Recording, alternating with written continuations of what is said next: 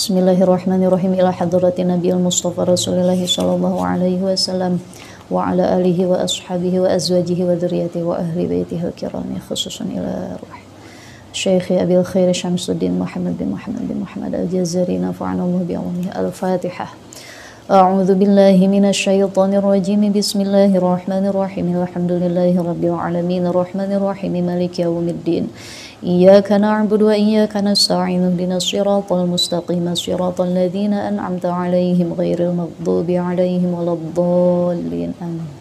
Selamat malam pemirsa semua, hadirin wal hadirat yang mudah-mudahan dirahmati oleh Allah. Bertemu lagi dengan saya pada channel Pondok Pesantren Raudhatul Muhtadin Putri, masih di dalam rangka kita sama-sama thalabul ilmi. Mudah-mudahan kita semua ada di dalam keberkahan. Amin. Pada kesempatan kali ini kita akan mubahasah seputar ilmu tajwid. Ilmu tajwid, ilmu untuk memperindah bacaan Al-Quran kita. Sebab ilmu tajwid di sini merupakan komponen yang sangat penting untuk menunjang keabsahan kita, baik itu di dalam membaca maupun memahami pedoman Islam, yakni Al-Quran.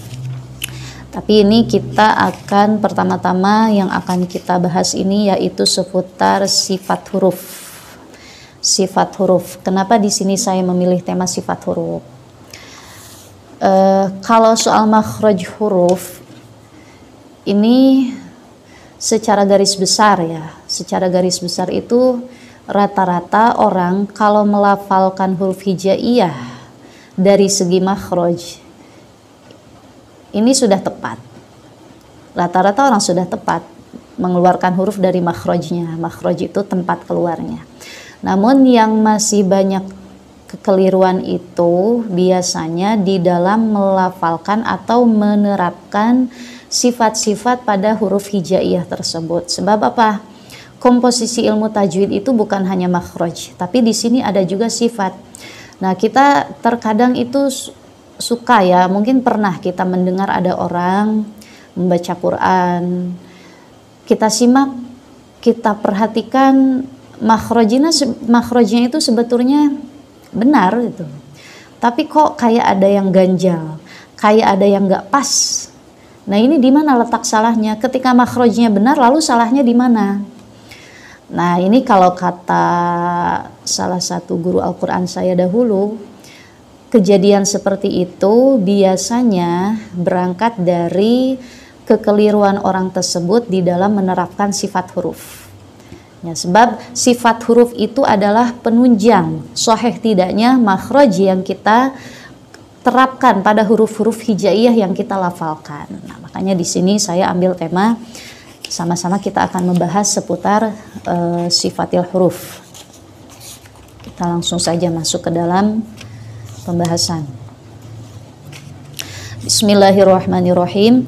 Sifatuha jahrun warikhun mustafil munfatihun musmatatun wadidda qul mahmusuha fahathahu syahsun sakat syadiduha lafdu ajid qatin bakat wa baina rikhwin wa syadidilin umar wa sab'ul win khussadin qidh hasar wa sadun dhadun ta'un dha'un mutbaqah wa firra min lubil huruful mudlaqah. Sifatuha, adapun macam-macam sifat huruf itu jahrun. Ada yang dinamakan sifat jahr, warikhun, dan juga sifat rikhwah atau rokhwah. Mustafilun, sifat istifal. Munfatihun, sifat infitah. Musmatatun, sifat ismat. Wadidda, dan terhadap lawannya, kul ucapkanlah olehmu mahmusuha. Terhadap lafad mahmusuha fahathahu syakhsun sakat. Nah, ini kita langsung bahas perlahan-lahan ya. Sifat huruf itu kan terbagi dua, ada yang memiliki lawan dan ada yang tidak memiliki lawan.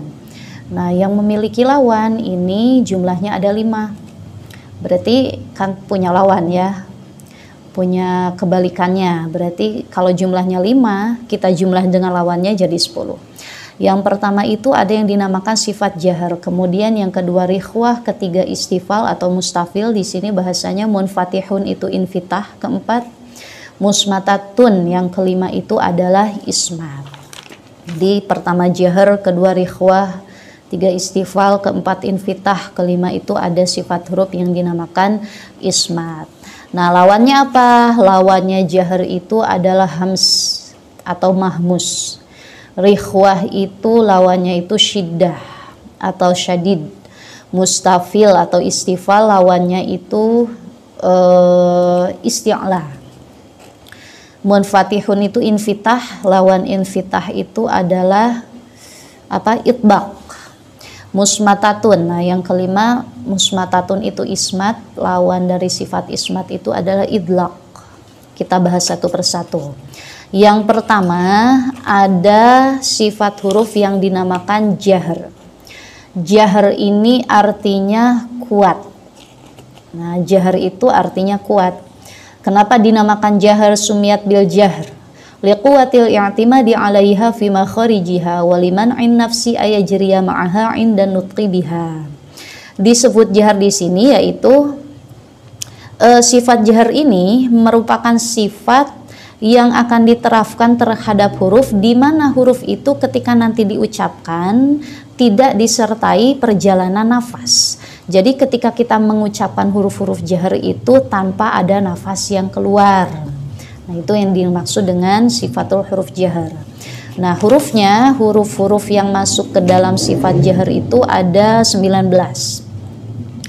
Yang pertama ada dho, 19 dho, dhod, lam, qaf, ya, dal, ba, to, ain, mim, waw, zai, dhod. Kemudian di sini alif, ro, hamzah, dal, nun, ghin, jim. Itu semuanya masuk ke dalam huruf yang masuk ke dalam sifatul huruf jahar. Jadi ketika kita mengucapkan huruf-huruf yang 19 ini, jangan sampai mengeluarkan jangan sampai ada sirkulasi nafas, maksudnya jangan sampai ada sirkulasi nafas. Misal kita mengucapkan la, li, lu, nah, tidak ada sirkulasi nafas. Ko, ki, ku, demikian juga ya, i, yu, da, di, du, ba, bi, bu, dan lain sebagainya, pokoknya sampai jumlahnya 19. Itu sifat huruf jahar. Nah, lawan dari sifat jahar itu adalah hams. Kita langsung pada lawannya ya. Lawan dari sifat jahar itu adalah hams atau mahmus. Nah, huruf-huruf yang masuk ke dalam kategori hams ini berarti sisa dari yang 19. Maaf. Nah, sisa dari yang 19 di sini yaitu terkumpul di dalam kalimat fahathahu syakhsun, sakat. Fa, ha, tha, kemudian ha, sya atau shin, kho, sod, sin, kafta. Nah, ini semuanya bersifat hams. Hams itu apa? Hams itu sumiyat bidzalika li du'fiha wa du'fil i'timadi 'alaiha wa jiryanin nafsi ma'aha 'inda khurujiha. Sebaliknya dari jahar. Jadi ketika kita mengeluarkan huruf-huruf hams itu ada perjalanan, ada sirkulasi nafas. Ada sirkulasi nafas. Nah, misalkan kita ambil satu contoh ha. Kita bisa rasakan sendiri. Jadi, nah ini maksudnya kalau kita mengucapkan huruf H sesuai akan sifatnya, akan ada ibaratnya sirkulasi nafas di sana.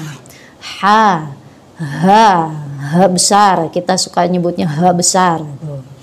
Shin sama shin, kho juga demikian. Nah, ini semua fa, ha, tha, ha, sha, kho, so, sa, ka, ta. Nah, kemudian ada pertanyaan, misalkan kalau shin, kho, sod, sin itu udah jelas lah, udah jelas. Atau fa, ha, tha, ha juga ini sudah jelas. Kita bisa dengar sendiri sirkulasi nafasnya. Tapi bagaimana dengan huruf kaf dan juga ta? Nah, sebab masih banyak orang yang mengucapkan huruf kaf dan juga huruf ta itu tidak kelihatan hamsnya. Kaku. Mengucapkan huruf kafnya itu kaku, padahal harus ada sirkulasi nafas. Tandanya biasanya ada desis. Ketika mengeluarkan huruf kaf dari makhrajnya itu ada sedikit desis. Ka, ki, ku. Nah, ta juga demikian, sebetulnya ta juga ada sedikit desis. Ada ta, ti, tu.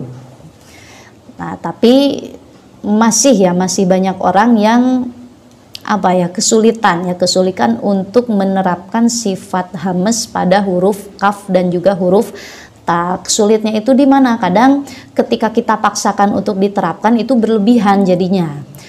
Kaf harusnya sederhana saja, ka. Nah, kalau orang yang belum terbiasa kan malah jadi berlebihan, ka jadinya. Mengucapkan ta juga ta, atau ketika disukun sama at, it, ut, itu sederhana saja. Desisnya itu sedikit saja. Nah, orang kalau tidak terbiasa ya jadi berlebihan. Jadinya at, it, ut. Nah, ini juga salah, yaitu berlebihan. Ya, kaku salah juga, tidak tepat. Berlebihan, desisnya juga itu tidak tepat. Nah, ini yang dinamakan sifat huruf hams. Kemudian yang kedua, ini tadi jahar dengan hams atau mahmus. Yang kedua yaitu sifatil huruf syiddah. Ada yang dinamakan sifat huruf syiddah. Syiddah itu apa? Lishtida diluzumiha limawadi'iha hatta muni'a as-sawt ayyajriya fiha. Kenapa dinamakan syiddah? Syiddah itu kan kalau kita bahasakan dengan bahasa kamus itu kalau orang Sunda itu istilahnya banget. Nah, itu syiddah. Nah, kenapa dinamakan syiddah? Sebab di sini ketika kita mengeluarkan huruf syiddah, huruf-huruf tersebut kita tahan dulu pada makhrajnya sebelum benar-benar kita keluarkan. Nah, itu yang dinamakan syiddah.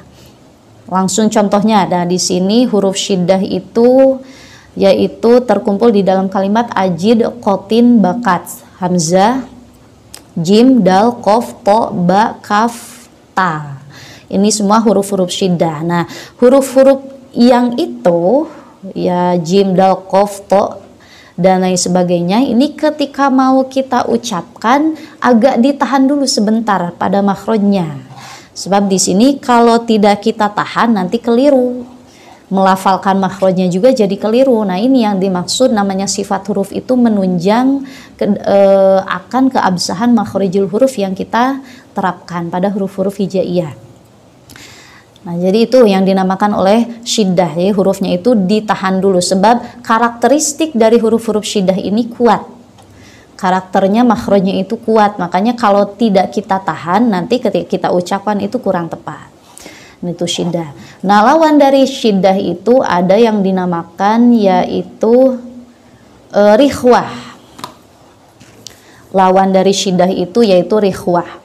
Nah, kalau rikhwah ini sebaliknya. Kalau rikhwah itu huruf yang memiliki karakteristik makhraj yang lunak atau lembut sehingga ketika akan kita ucapkan ini tidak perlu ditahan dulu pada tempat keluarnya, langsung saja diucapkan itu mudah.